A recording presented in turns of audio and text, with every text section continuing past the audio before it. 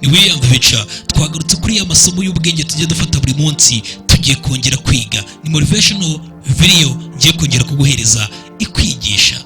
Twagiye. Hari inyamaswa ebyiri kuri iyi si dutuyeho Imana ubwayo yigereranya nazo. Izo nyamaswa ni inyamaswa z'ingenzi mu zindi nyamaswa zose ziri hano kuri iyi si. Akenshi ushobora kuba wakuraho isomo, hakaba ari n'impamvu idasanzwe Imana ubwayo ijya rimwe na rimwe usanga iri kwivuga yigereranya nazo ku nyamaswa ubwayo yiremeye. Ni inyamaswa ebyiri zihuriye ku bintu bibiri, ndetse yuko zombi ni inyamaswa zizera kandi inyamaswa z'inyobozi ziyobora izindi zose. Iya mbere ngiye kukubwiraho ni inyamaswa yo mu bwoko bw'inyoni, ikizu cyangwa se kagoma. Ni inyoni izwi cyane, abantu benshi murayizi. Kagoma abantu benshi bakuze bayizi, ndetse no muri screen ndacye kuri kuyireba. Ni inyoni izwi kandi izwiho ibintu byinshi bidasanzwe n'uburyo yitwara, ndetse aho tugiye gusanga mu itegeko nshinga ryo mu ijuru mwe muzi nka Bibiliya, aho tugiye gusanga mu gitabo cya Izayi, aho ubwayo Imana yigeze kugira iti, aha ni mu gitabo cya Izayi ibice 40 umurongo wa 29, haragira hati ibi turabisanga mu gitabo cya Izayi guhera ku murongo wa 29, haragira hati, umunyantege amuha imbaraga agakomeza unaniwe, abakiri bato bacika intege bagacogora, ndetse n'abagabo b'intwari bakagwa rwose. Ariko abiringira Uhoraho bazongera kubona imbaraga, bazatumbagira mu kirere nka za kagoma, biruke ubutananirwa, bihute nta kudohoka. Icyo ni igice cya nyuma cya 31. Iyo unyarukiye mu kindi gitabo cyo gutegeka kwa kabiri ibice 32 umurongo wa 9, cyangwa se umurongo wa 9 niho wahera. Iyo utereye ijisho mu gitabo cyo gutegeka kwa kabiri ibice 32 umurongo wa 9, haragira hati, kuko ubwoko bw'Uwiteka ari bwo gakondo ye, aba Yakobo ari bo mugabane w'umwandu we. Ubwo bwoko yabubonye mu gihugu kidaturwamo, mu butayu butarimo abantu, iwabo w'inyamaswa zihuma. Arabugota, arabukuyakuya, aburinda imboni y'ijisho rye. Nk'uko ikizu gikangura ibyana byacyo, kigahungiriza amababa hejuru yabyo, kigatanda amababa kikabijyana, kikabiheka mu mababa yacyo, niko Uwiteka yari umuyobora wabyo wenyine, nta mana y'inyamahanga yari kumwe nabyo. Aho niho ubwayo Imana naho yongeye kugira itya.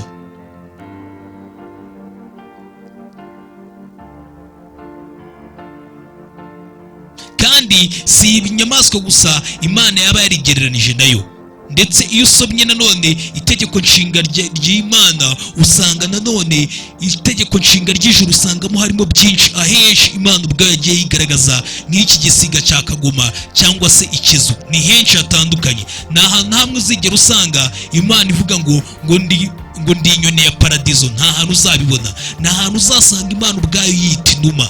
Oya, nta hantu Imana uzasanga yigereranya n'izindi nyamaswa nk'uko ibindi byose bimeze, uretse iyi nyamaswa yonyine ya kagoma ifite imbaraga, igisiga kidasanzwe. Ibi byose nibyo uzasanga mu byanditswe byose. Imana ivuga gutya nka kagoma. Si ibyo gusa, iyo urebye ndetse n'ahandi hantu Imana nayo usanga mu bundi buryo yivuga nk'inyamaswa yindi igiye kukubwiraho hano. Inyamaswa yindi Imana yigereranije nayo ni intare. Iragira iti, intare niwe muyobozi, murabizi ko ari we muyobozi w'inyamaswa zose. Naho wasanga iriya kagoma akaba ari nanone umuyobozi w'ibindi biguruka byose biguruka mu kirere, inyoni zose. Buriya intare kabone nubwo ari umwami w'ishyamba, ntabwo ari ukubera ubunini, nta nubwo ari ukubera ko ariyo nyamaswa ifite imbaraga yose mu ishyamba ryose. Intare kuba ndetse ari umwami, nta nubwo ari ukubera ko ariyo nyamaswa ya mbere ifite ubwenge bwinshi mu ishyamba, nta nubwo ariyo nyamaswa nini ikomeye cyane mu ishyamba, ahubwo ukurikije uburyo ki intare ubwayo iyobora ishyamba biterwa ndetse n'uburyo ubundi iyi ntare ikirenze kuri yo uburyo ishoboye kuba yakivanaho ibyo bintu byose bisa nkaho wavuga ngo ni ibiyicisha intege cyangwa se byagatumye ubwayo yinenga. Nta mpamvu ubwayo yiha, ahubwo igituma iba umwami w'ishyamba ikaba umuyobozi w'izi nyamaswa zose ziba mu ishyamba, ntabwo ari ngombwa ngo kubera ko izabe nini cyangwa zizabe muremure nk'izindi nyamaswa nka jirafe, izabe nini cyane cyane nk'inzovu. Ntabwo ibyo byose nta nubwo ikeneye kugira ngo izabe ikomeye kuruta ibindi byose cyangwa igire ibiro byinshi.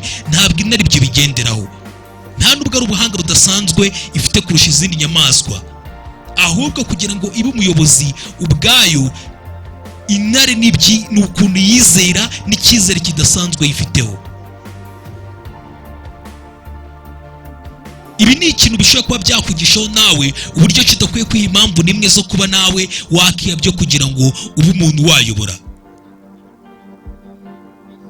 Ni nayo mpamvu wigeze usanga Imana ubwayo yarigereranije nk'intare ikavuga ngo intare yo mu muryango wa Yuda, ndi intare yo mu muryango wa Yuda. Ndizera ko ibyo murabizi. Ntabwo yigeze uvuga ko ari imbwa yo mu muryango wa Yuda, oya, yivuze ko nta nubwo yigeze uvuga ngo ndi umusumbashyamba w'umuryango wa Yuda. Ntabwo Imana ari uko yivuze, cyangwa ikindi kinyamaswa cyangwa ikindi icyo ari cyo cyose. Ubwayo Imana yivuze yigaragaza nk'iki kiremwa intare. Intare yiremeye, bivuze ngo ikibazo kibazwa hano ni ukubera iki Imana yaba yarigereranije n'izi nyamaswa ebyiri. Nibyo ngiye kugusobanurira hano. Izi nyamaswa ebyiri hamwe ikaba yarigereranije n'iriya nyamaswa ya kagoma cyangwa se ikizu. Ni ukubera ko byanze bikunze igihe Imana yaremaga izi nyamaswa ishoboye kuba yarazishyizemo ubundi buhanga ndetse n'ibindi bintu bitandukanye bizazitandukanye n'izindi nyamaswa, akaba ari bwo buhanga bwihariye. Cyane cyane ubwo buhanga bwa mbere akaba ari uburyo izi nyamaswa byanze bikunze ziremanywe kuyobora uko byagenda kose. Nibwo buhanga zihariyeho. Ndagira ngo nkubwire kimwe mu kintu kidasanzwe mere ku ntare, nkubwire umwihariko wayo udasanzwe. Ubanza umenye ibyo ari byo, ibituma uba umwami w'ishyamba ndetse n'impamvu nawe ugomba guhita none ubyumva neza. Nawe ubutaha wakuramo isomo ntuzongere ubyifataho ukomeze kujya wica intege buri munsi. Kurikira. Buriya iyo urebye intare mbere na mbere ni imico yayo, imyitwarire yayo. Intare ubundi ni umuyobozi, iyoboye izindi nyamaswa zose. Ni ukubera imyitwarire yayo n'uburyo ubwayo yitwara. Ntabwo yitwara nk'izindi nyamaswa izo arizo zose.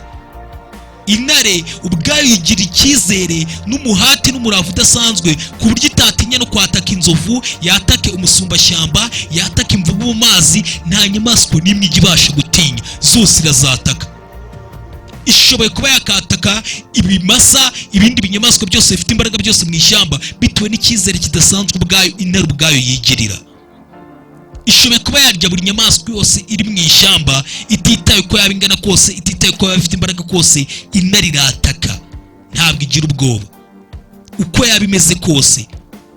Uko niko intare ifite imico yayo kandi ifite no kwizera bikomeye cyane ku buryo nta yindi nyamaswa ibasha gutinya. Uwo ni wo mwihariko wa mbere bituma intare uba umwami w'ishyamba. Nta nyamaswa n'imwe igitinya cyangwa igikanga. Reka tujye ku gisiga. Buriya uvuze kuri kiriya gisiga cyo mu bwoko bwa kagoma cyangwa se ikizu, buriya mbere na mbere kugira ngo kivuge ubwacyo biba bisobanuye ko umwihariko wacyo udasanzwe ni imirebere, vision, uburyo kibasha kureba. Ibituma iki kinyamaswa cyangwa se iki gisiga kiba igisiga kidasanzwe ni uburyo ubwacyo kireba. Gifite imboni zitandukanye n'iz'abandi. Imana ubwo yakiremaga iki gisiga yagihaye ubushobozi mu maso bwacyo, igihe ubushobozi bwo kuba cyabona kikabasha kubonera kure cyane bishoboka, kandi iyo kirebera kure kiba kimeze nk'icyegereye ibintu, aho gishobora kuba cyarebera nko milimetero 5 cyangwa se ibirometero birenga na 5 kikaba kimeze nk'ikintu cyegereye icyo kintu. Nibwo buhanga bw'iki gisiga.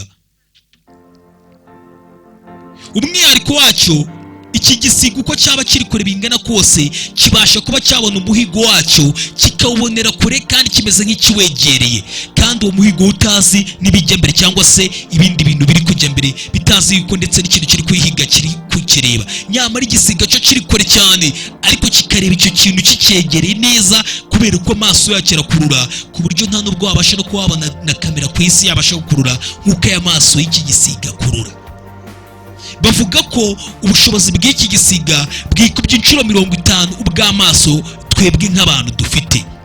Uburyo twe tubasha kureba kiriya gisiga gidukubye inshuro 50.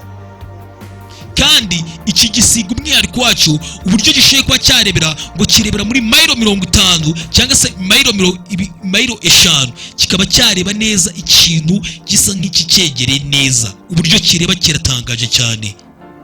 Ni nayo mpamvu mu nyoni zose cyangwa se ibiguruka byose iki ngiki aricyo cya mbere kibasha no kuba cyabona umuhigo wacyo mu buryo bucyoroheye, aricyo cyami ndetse akaba ariwo mwami w'ibindi bisiga n'ibindi biguruka byose biriho.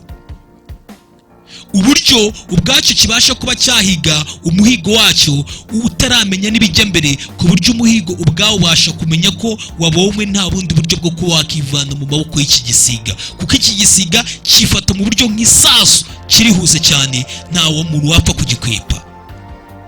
Ni igisiga kitajya gihusha.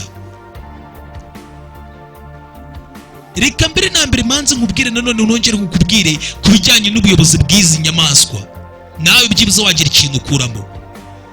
Uburyo ubushobozi bwo kuba umuntu yayobora cyangwa se kuyobora ni ibintu bisanzwe cyane. Uburyo ushoboye kuba wahindura ibintu, ariko nanone uburyo uhindura ibintu ugahindura ibintu ariko utera abandi bantu imbaraga, ibyo ni ibya mbere. Ariko nanone ibyo bintu byose ukabifashwamo n'urukundo, ukunda ibintu ugiye gukora. Ariko nanone ukaba ufite vision, uburyo ureba ibintu ukabasha kureba ibintu kandi ukarebera kure, ukajya ureba nk'iki gisiga. Kandi nanone ukaba ufite ibyizero, wizera cyane nk'intare, ku buryo byanze bikunze kabone n'ubwo abantu baguca intege, utitaye ngo nturi muremure cyane, utitaye cyangwa se ngo nturi munini, ibyo bintu byose utitaye izo mpamvu zose waba umuyobozi udasanzwe nk'uko intare ari umwami w'ishyamba, kandi atari uko ari nini, atari uko intare ivuga ngo ifite ibiro byinshi, ni ingana na girafe ndetse ikayobora ititaye kuri ibyo bintu byose. Nuko intare imeze. Ugomba kugira viziyo, ukagira icyizere, ibyo bintu byose akaba ari byo bigufasha mu rugendo nk'uko ubwa Imana nayo ubwayo ibyivugira. Ni urugero rwiza wakigiraho, wagira byinshi ukura muri iyi nkuru nkubwiye hano, kandi ujye umenya ubwenge. Ni William the Future. Kora subscribe.